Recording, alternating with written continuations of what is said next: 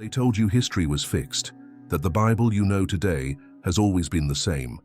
But deep in the archives of Oxford's Bodleian Library, a version from 1775 whispers a different truth.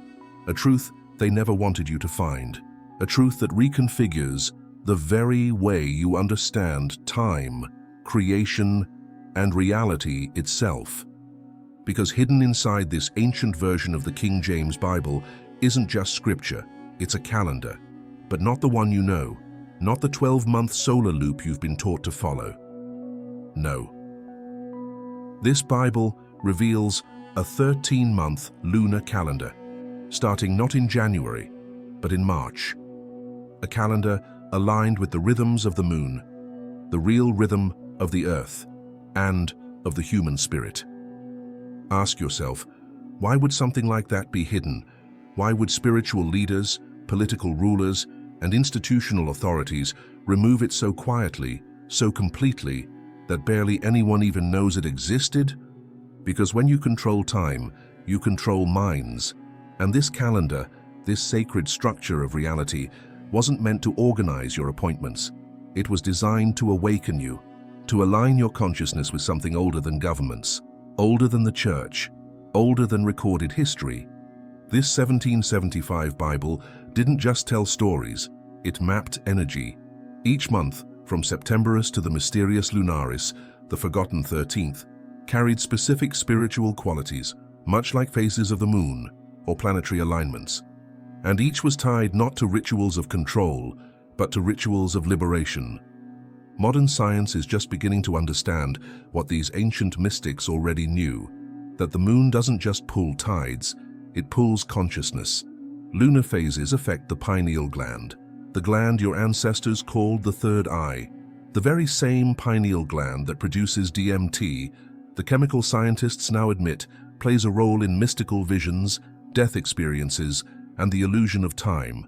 In other words, this calendar was a manual, a coded blueprint for synchronizing the body, mind, and spirit with the cosmic cycles that govern manifestation, healing, and higher awareness. The deeper you go, the clearer it becomes. This wasn't a calendar they forgot. It was one they erased. And when you realize what it unlocks, you'll understand exactly why. Let's go deeper. The first month in this hidden calendar isn't January, the dead of winter when life retracts. It's March, the equinox, the moment when light and darkness are balanced, when nature begins to bloom again. The ancients knew this was the real new year, the real moment of reset, when seeds, both literal and spiritual, take root. Why did the modern world shift the beginning of the year to January, a cold, dark month of contraction? Because January suppresses the soul's expansion. It severs you from nature's invitation to grow, to bloom, to begin again, in sync with all that lives. And this isn't speculation. Historical records show that even early Christian mystics knew about these time codes. Francis Bacon, known occultist and Rosicrucian, left written traces about Noam Oranum, the sacred hours. He warned that certain times of year and certain phases of the moon amplified imagination, the very power Neville Goddard would later call God in action. And that's no coincidence either. Goddard's teachings didn't appear out of nowhere. They were a reawakening. He studied in Ethiopia, one of the last places on Earth to preserve fragments of the ancient spiritual calendar.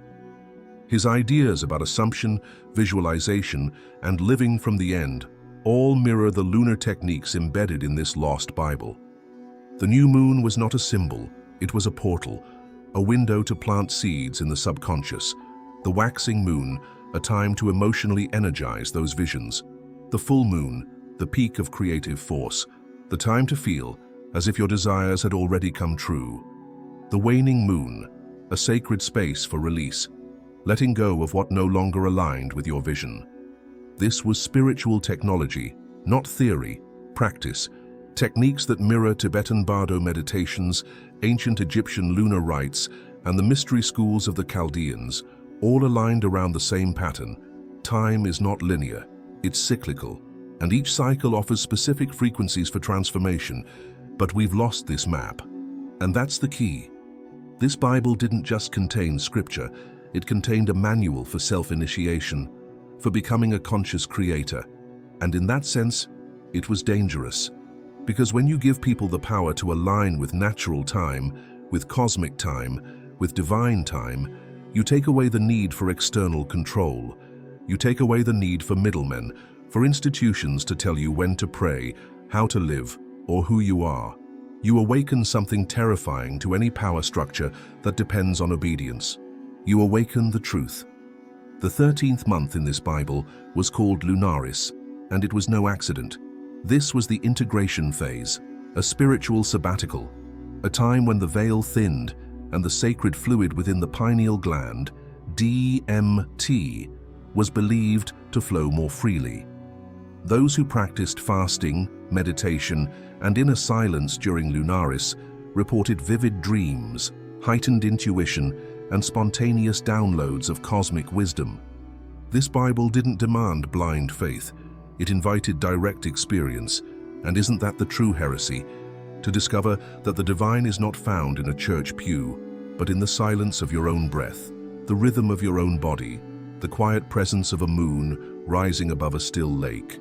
It's all connected. The 1775 Bible, the lunar calendar, the sacred fluid, Neville Goddard, the Gnostics, the forgotten month of Lunaris, the pineal gland, and the rhythms of creation. They form a lattice of ancient memory, hidden beneath layers of reprogramming. But memory never truly dies. It waits, and now it's resurfacing. Not to be worshipped, but to be used, to be lived, to be remembered.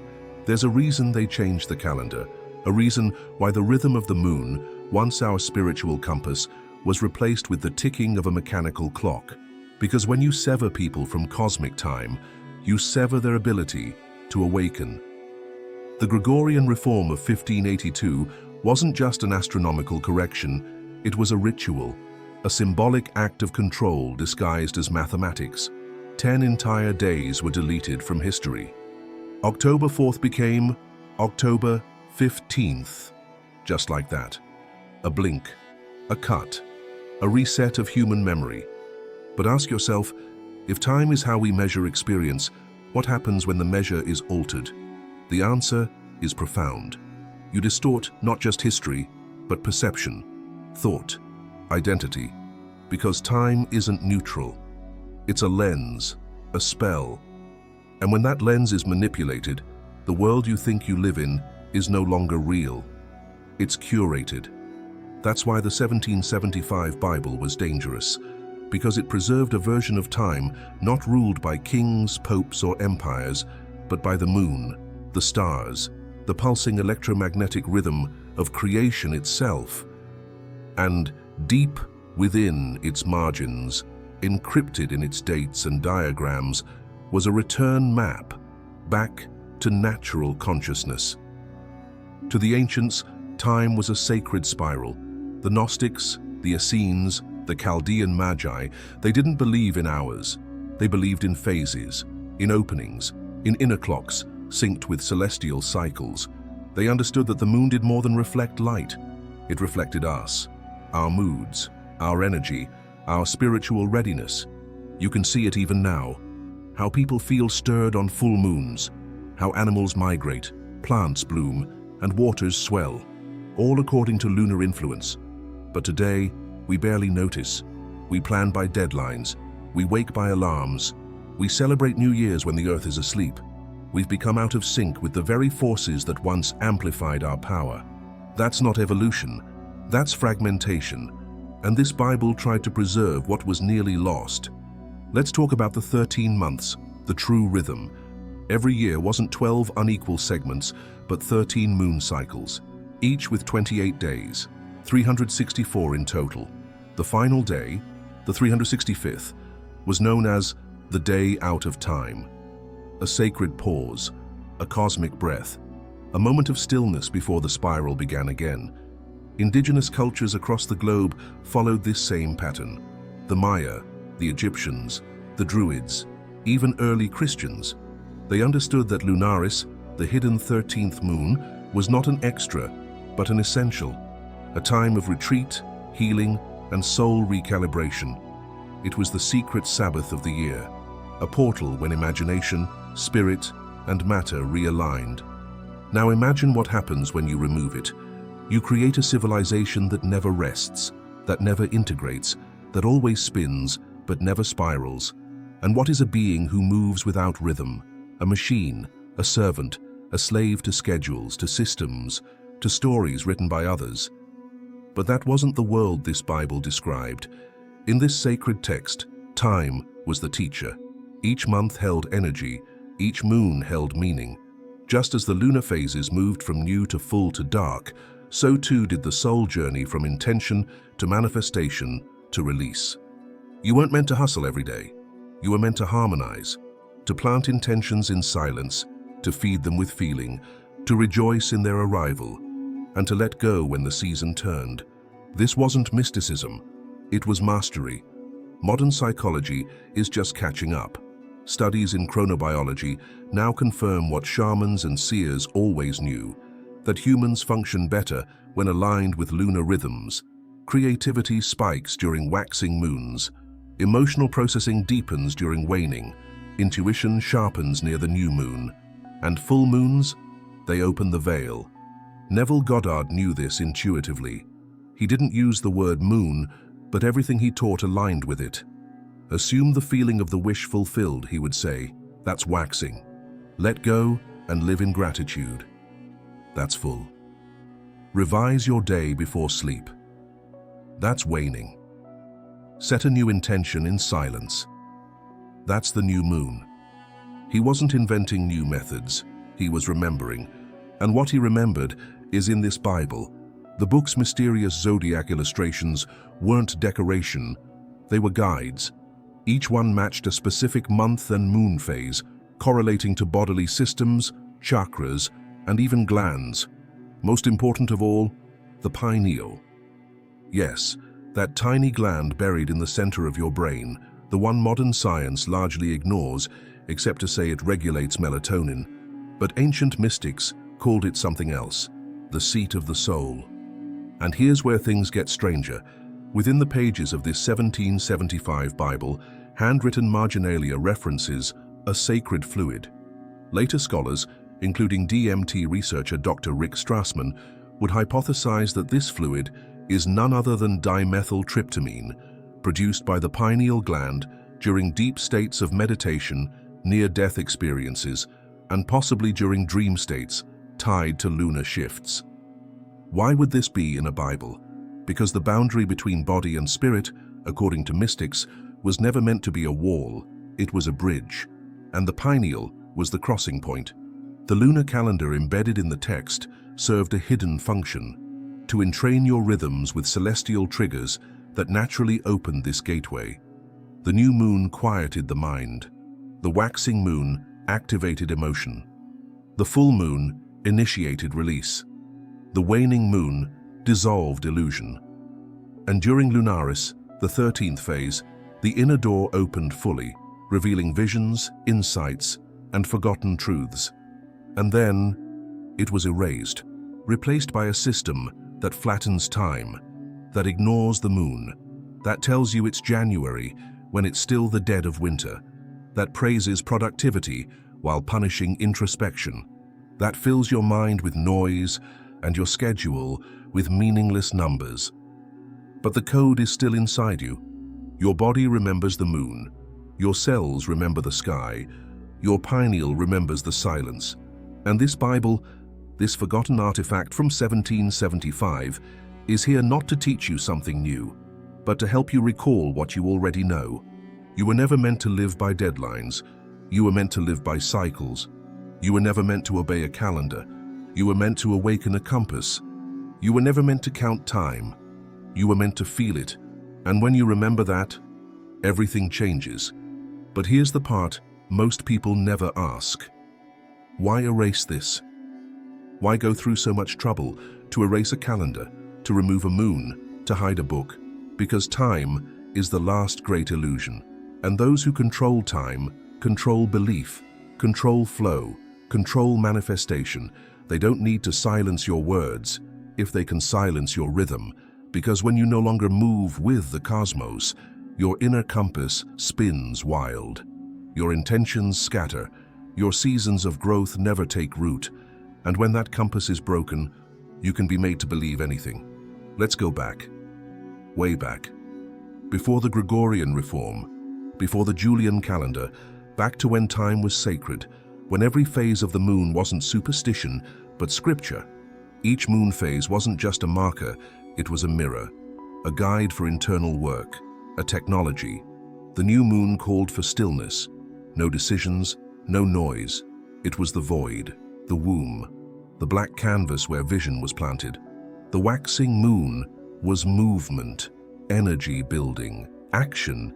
It was the time for speaking affirmations, visualizing vividly, and taking inspired steps. The full moon, the full moon, was revelation, the height of emotion and clarity, the harvest, the manifestation, and the waning moon. That was letting go, releasing blocks, ending chapters, the detox of the soul. But here's the secret few understand. Each lunar cycle was a classroom, and you were the student, the seed, and the soil. Ancient mystics like the Magi, the Druids, and the Gnostics didn't look to time as structure. They looked to it as initiation. Each phase a new level, each moon a new test. And if you followed the rhythm, if you stayed aligned, the universe met you halfway. Synchronicities, sudden clarity, sacred dreams, manifestation with no effort, because it wasn't effort anymore, it was alignment. That's what the 1775 Bible was trying to protect, not just a calendar, a blueprint. And yet, it was rewritten, buried beneath doctrine, repackaged into a static solar system of 12, and the 13th, the most mystical, transformative, sacred moon of all, it was erased. They called it Lunaris, the month of silence, of shadow work, of soul integration. It was the bridge between the year behind and the year ahead. A moment out of time, a sacred pause. And without that pause, everything becomes noise. You've felt it, haven't you? The rush into a new year in January, the pressure to perform when your soul still longs to sleep. We call it winter blues, but the ancients called it wisdom, because they knew that true beginnings, like true seeds, wait for spring. And here's where the deception deepens. The current calendar starts the year in the cold, in darkness, in stillness. But the real new year, the energetic new year, begins with the spring equinox, when day and night are equal, when light begins to rise, when nature, quite literally, wakes up. It's not metaphor, it's physics, it's biology, it's truth. To plant intentions in January is like sowing seeds into frozen ground. They won't grow, they'll wait, you'll wait, and you'll call it failure. But it was never your fault. The map was hidden, the rhythm was broken, and you were told to keep marching. Now imagine what happens when you remember. Imagine syncing your life, not to the expectations of the system, but to the intelligence of nature. You wake with the moon, you move with the sun. You align your decisions, your rituals, your manifestations, with the invisible clock encoded in your DNA. This is not woo, this is ancient science, suppressed truth. And the mystery schools knew it. Freemasons, Rosicrucians, Essenes, Sufis, all preserved fragments of this cosmic timekeeping. They spoke of the pineal gland as the receiver, the lunar cycle as the transmitter, the imagination as the interface, and your body as the temple. And the 13-month calendar, it was never just a schedule, it was activation. It was how you remembered who you are. That's why every sacred tradition had rituals tied to moon phases, why monasteries rang bells on planetary days, why ancient farmers used lunar journals, not just for crops, but for dreams, healings, prayers. And when the church erased this, when Rome adopted a 12-month solar structure, when Constantine rebranded the sun's day as the Lord's day, they weren't just changing your calendar, they were rewriting your soul's software. And here's where it gets prophetic. Modern science is rediscovering what mystics already knew. The pineal gland responds to light, yes, but also to magnetism, to frequency, to lunar gravity. Dr. Russell Foster, Oxford neuroscientist, found the pineal's hormone cycles fluctuate with lunar cycles. Strassman's work on DMT hinted that the brain releases it during specific moon alignments, and epigenetics now confirms that our environment, cosmic or not, directly influences genetic expression. You are not separate from the sky. You are a mirror of it. You don't obey time, you embody it. And the moment you reclaim that rhythm, you stop being a prisoner, and you start becoming a creator. But beware, not everyone wants you to remember, because awakened beings are not easy to govern. They don't fear scarcity, they don't seek approval, they don't buy into clocks that deny their soul. Instead, they move with grace, with cycles, with knowing. They plant on new moons, they take action on waxing, they celebrate and feel on full moons, they release on waning, and when Lunaris returns, they retreat, they integrate, they ascend. The question now is not, where is the 13th month? It's, when will you live it? It's not lost. It's waiting for you to remember, to realign, to rise. What happens when you stop following the artificial calendar and start following your own rhythm? What changes when you plant your intentions not in January, but in spring? What awakens when you look at the sky and feel your body say, now. Now is the moment. Now is the season. Now is the time to rise. This is the knowledge hidden inside that 1775 Bible, a time map that was never meant to be read like a rulebook, but lived like a symphony. Each week a movement, each moon a melody, each moment a note that either aligns or dissonates. And you were meant to be the composer, not the machine. Let's talk about the planetary week, something else erased. Once upon a time, days were not just names, they were portals. Sunday, ruled by the sun, was a day of illumination, leadership, clarity. The ancients used it to visualize, to set intention, to tap into divine will. Monday, ruled by the moon, was for intuition, dreams, and reflection. A sacred day for receiving, for listening to the soul's voice. Tuesday, Mars, the warrior, action, courage, bold moves. Wednesday, Mercury, communication, writing, manifestation through language. Thursday, Jupiter, abundance, wisdom, gratitude. Friday, Venus, love, creativity, softness, sacred union. Saturday, Saturn, structure, karma, grounding. The final seal before the next spiral begins.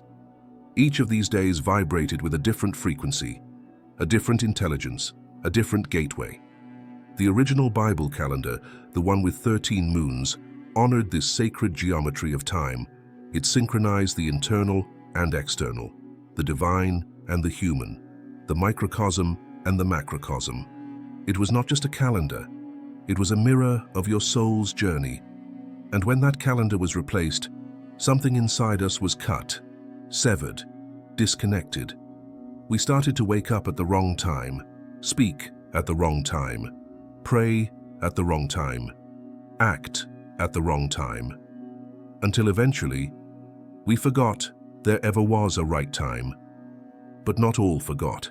Secret societies passed this knowledge down in symbols, in rituals, in sacred texts hidden in plain sight. The Rosicrucians mapped the 13 cycles into a metaphysical alchemy system. Freemasons embedded it in architecture and degree systems, the 33rd degree being a symbol not of hierarchy, but of celestial alignment. Neville Goddard rediscovered the missing rhythm when he taught that imagination, aligned with feeling, was the key to reality. Assume the feeling of the wish fulfilled, he said. But what he didn't always say was that timing mattered, because you can plant the right seed in the wrong season and never see a single leaf. Manifestation is not just energy, it is also rhythm. Now, pause with me for a moment. Imagine what changes if you begin to live this way again. What if you set your intentions only during new moons, when your subconscious is most open? What if you moved into action as the moon waxed, adding small rituals, symbols, affirmations, like drops into a rising tide? What if during the full moon, instead of chaotic celebration, you entered sacred stillness and felt your gratitude so deeply that it collapsed the timeline into now? What if during the waning moon, you made peace with your past, let go of what no longer served, fasted not just from food, but from distraction, comparison, self-doubt? And what if, once every year, you took a sacred 13th moon to integrate, to remember, to be reborn? The ancients believed the 13th moon was not just a phase, but a spiritual reset, a place out of linear time, a holy silence where the soul recalibrated to its original frequency. This Lunaris was when they fasted from society, turned inward, did the deepest dream work, wrote their visions, revisited their grief, healed, rested, received, not by accident. This moon was always hidden, because a person who reclaims this silence becomes sovereign. They cannot be manipulated by scarcity, urgency, noise. They begin to operate on a divine tempo, the true heartbeat of the cosmos. But the system you live in doesn't want this. It rewards productivity over presence, movement over meaning, busyness over being. It needs you tired, disconnected, distracted, because the moment you return to your own rhythm, you become dangerous. You stop obeying clocks and start listening to the sky. You stop begging for answers and start receiving downloads. You stop reacting and start creating. This is the return of sacred time. This is what the 1775 Bible carried and what made it too dangerous to promote. So now we ask, what does this mean for you, here, now? It means you don't need to move to the mountains to awaken. It means you don't need to renounce the world to realign. You just need to reorient your life around sacred time. Begin observing the moon again. Keep a lunar journal. Notice how your energy shifts with each phase. Track your dreams. Start new projects in spring, not winter. Rest in darkness. Rise with the light. Meditate on Sunday mornings. Speak affirmations under Jupiter's sky on Thursdays.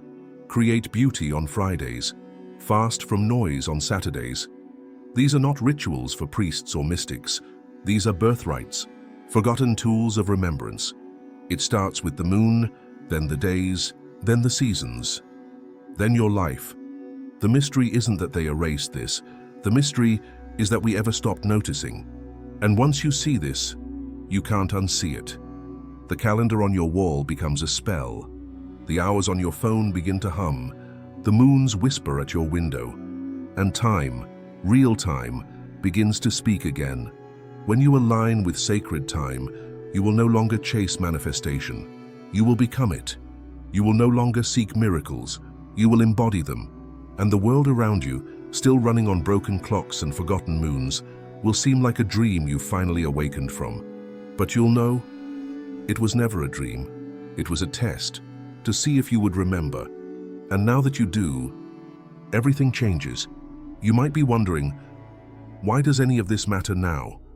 In an age of digital clocks and AI, why does an old lunar Bible and forgotten calendar really matter? Because when you lose the rhythm of sacred time, you lose something much deeper, your sense of divine identity.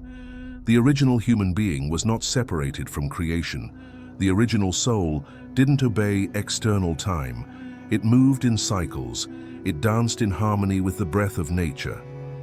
And when that was taken, stolen through calendar reforms, industrial schedules, artificial time grids, the soul fell asleep. Not in one moment, but in small ways, by celebrating New Year's in the dead of winter, by forgetting to rest in autumn, by waking with alarms instead of light. And slowly, the song of life became noise, manifestation became effort, spirit became superstition. But now we remember.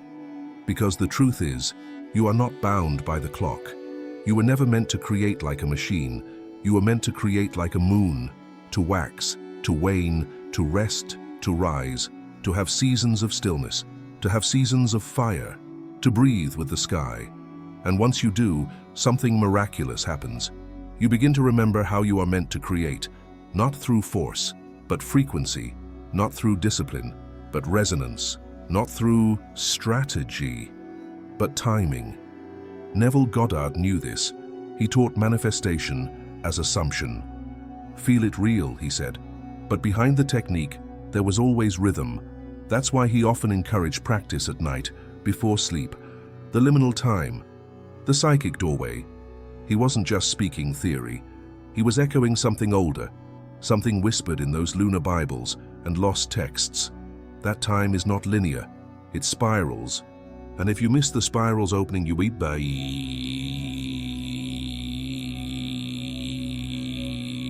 miss the macho.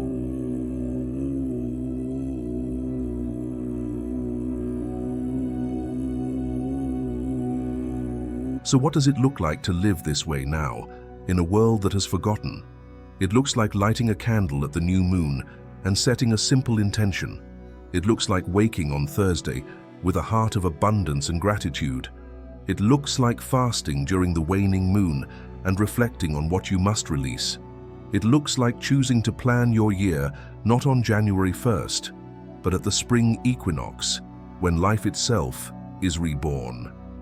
It looks like honoring solstices, equinoxes, full moons, not as holidays, but as energetic alignments, cosmic doors, gateways to manifestation, because that is exactly what they are. The forgotten 1775 Bible knew this. That's why it didn't just teach scripture. It included the rhythm of sacred action, a calendar not of control, but of consciousness, a tool for attuning the human to the divine, a map for remembering how to live in time without being trapped in it. And the fact that it was erased is no accident, because someone, somewhere, knew the truth, that if you control time, you control the mind. But if the people remember sacred time, they remember God within. And when that happens, no institution, no system, no hierarchy can hold them. This is why reclaiming your time is a spiritual revolution, not just a lifestyle shift. It is a return to divine sovereignty, to remembering that creation is not something you do, it's something you are. The cycles outside reflect the cycles inside, and when you synchronize with them, the struggle lifts, the fog clears, the path reveals itself, and manifestation begins to flow, effortlessly, naturally, because you're no longer trying to force creation, you're partnering with it. And now you have the tools, the 13-moon calendar, the planetary week, the solstices, the equinoxes, the lunar phases, the seasons, the holy silence of the 13th moon. These are not theories, these are technologies, and when used intentionally, they amplify everything: your prayers, your focus, your manifestations, your healing, your rebirth. So ask yourself, what would change if you treated time as sacred again? What would transform if you honored your energy's rhythm like ancient wisdom teaches? What would awaken if you aligned with the moon before setting goals? What would manifest if you released under the waning, received under the waxing, and trusted the process in between? It starts with one choice, one moon, one day, one breath. Choose to live again in sacred time. Because the truth is, the 1775 Bible was never just a book. It was a mirror. It was a manual, a divine code for living in harmony with the frequency of the cosmos. It was your reflection, encoded in sacred cycles. And though the world may have tried to erase it, you found it. And now, you remember. And when you remember, you don't just read the sacred, you become it. You don't just follow the calendar, you realign it. You don't just walk through time, you flow with eternity. Because the true awakening isn't in knowing a secret, it's in becoming it. In walking with the moon, in listening to the sun, in breathing with the tides, in planting with the equinox, in praying with the stars, in trusting your timing, in reclaiming your rhythm. This is your birthright. This is your ancient inheritance, and this is only the beginning. If this message resonated with you, don't keep it to yourself. Leave a comment and share what you're feeling tonight. Your likes and subscriptions help this channel grow and reach others on the same path. Stay tuned, stay open, and remember, nothing happening right now is by accident. Until next time, take care and stay aligned with the Mystery School